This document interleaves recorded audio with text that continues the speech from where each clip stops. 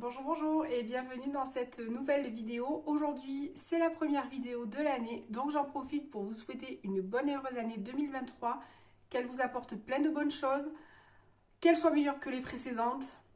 Ça, on en a bien besoin et on y croit aussi. Donc, allez, on croise les doigts et on verra comment ça se passe. Pour cette première recette, on va réaliser ensemble une frangipane. Une frangipane un peu revisitée. L'épiphanie, c'était hier. J'ai pas pu faire la recette, donc je la fais aujourd'hui. On est le week-end, donc c'est plus facile. Et nous, dans le sud, on fait plus la brioche des rois.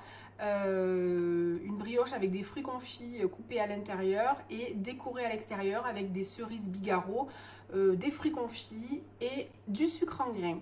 C'est ce qu'on consomme plus, c'est plus traditionnel, c'est provençal. Cette fois-ci, j'ai fait une recette de frangipane un petit peu revisitée, vous allez voir, décorée différemment. Alors il y a eu des couacs, il fallait 2 jaunes d'œufs, j'ai mis 2 œufs, enfin voilà. Elle est un peu cuite parce qu'il faut que je m'habitue à mon nouveau four, vous pouvez voir que le décor a changé. On a déménagé, ça y est, on est dans notre nouvelle petite maison, un petit bas de maison. Il faut que je m'habitue à mon four parce que c'est un nouveau four. Je pense que j'ai mis ma plaque trop haute, donc ça a un peu trop cuit. Mais voilà, c'est comme ça, ça fait partie des aléas de la cuisine. Mais je voulais quand même partager la recette avec vous. J'espère que cette petite recette vous plaira. C'est parti! On va commencer par la crème pâtissière. Donc pour ça, il vous faudra 2 œufs, 50 g de sucre, 30 g de farine, 25 centilitres de lait et une gousse de vanille. Je commence par couper la vanille dans la longueur. À l'aide du dos d'un couteau, d'une pointe d'un couteau mais à l'envers, je vais gratter la gousse de vanille pour en extraire les graines.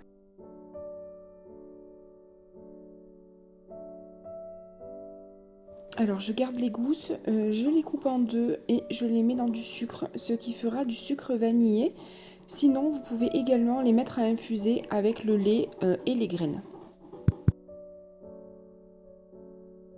Je casse les œufs, je les mélange bien et je vais y ajouter le sucre et faire blanchir le mélange.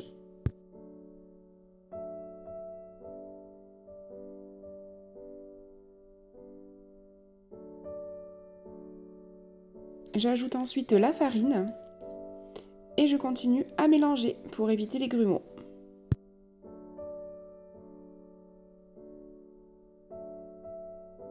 Dans une casserole, je verse le lait, j'y ajoute la vanille et je vais faire chauffer tout ça à feu doux.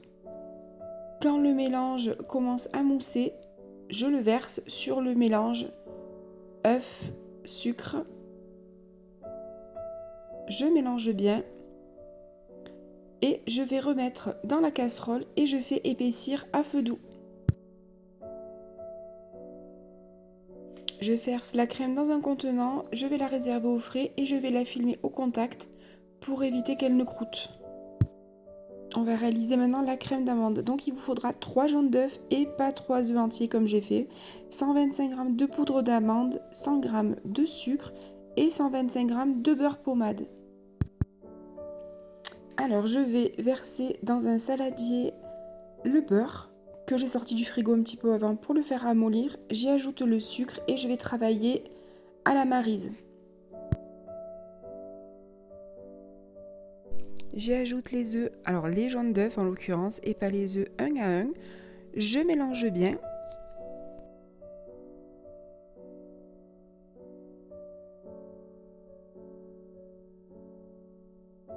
Et j'ajoute la poudre d'amande, je mélange bien et on obtient là, vu que j'ai mis des œufs entiers, on obtient un mélange qui est quand même assez liquide.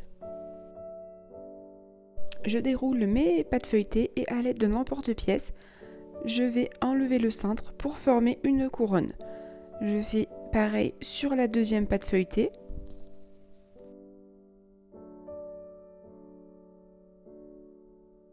Je vais mélanger mes deux préparations de crème, la pâtissière et la crème d'amande. Et je vais garnir ma première pâte feuilletée. Alors je suis assez généreuse. Au début je commence doucement parce que vu que c'est liquide et puis finalement à la fin je vois qu'elle tient. Donc j'en mets une bonne couche.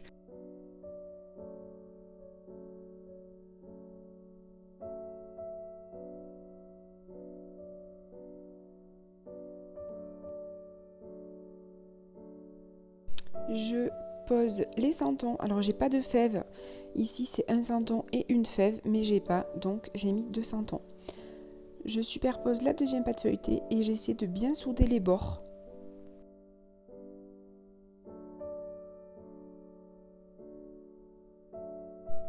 À l'aide d'un couteau, on va fermer la galette. Donc ce procédé s'appelle le chiquetage. Ça permet de fermer la galette, de bien souder les bords. Alors normalement, il faut humidifier un petit peu les bords pour que les deux pâtes collent.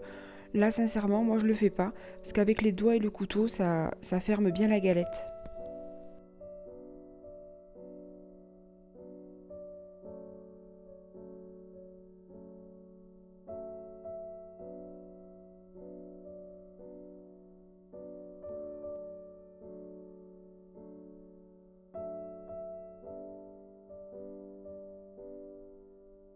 Je vais reprendre mes 2 petits ronds de pâte feuilletée que j'avais retirés du centre. Je vais les couper en 4 et je vais les disposer sur la couronne à intervalles réguliers. On dore au jaune d'œuf la couronne avant de l'enfourner 30 à 40 minutes à 180 degrés. Moi, je ne vais pas la dorer à l'œuf parce que je la napperai à la sortie du four avec un mélange de confiture. Voilà, donc à la sortie du four, elle est un peu cuite. Donc je pense que j'ai mis ma plaque trop haute. Je la nappe avec un petit peu de confiture que j'ai mis à chauffer. J'ajoute un petit peu du sucre sur les petits morceaux de pâte que j'ai rajoutés. Je vais y ajouter également des petites cerises Bigarro, c'est des cerises confites. J'en mets entre chaque partie sucrée. Et j'ajoute également des lamelles d'orange confite. Voilà, cette vidéo est maintenant terminée, j'espère qu'elle vous aura plu. Je vous invite à vous abonner si vous le souhaitez, à laisser un petit commentaire ou un petit pouce bleu, ça fait toujours plaisir. À activer également, si vous le souhaitez, la petite cloche qui vous informera à chaque fois que je posterai une nouvelle vidéo. Je vous souhaite une belle journée et je vous dis à bientôt dans une nouvelle vidéo.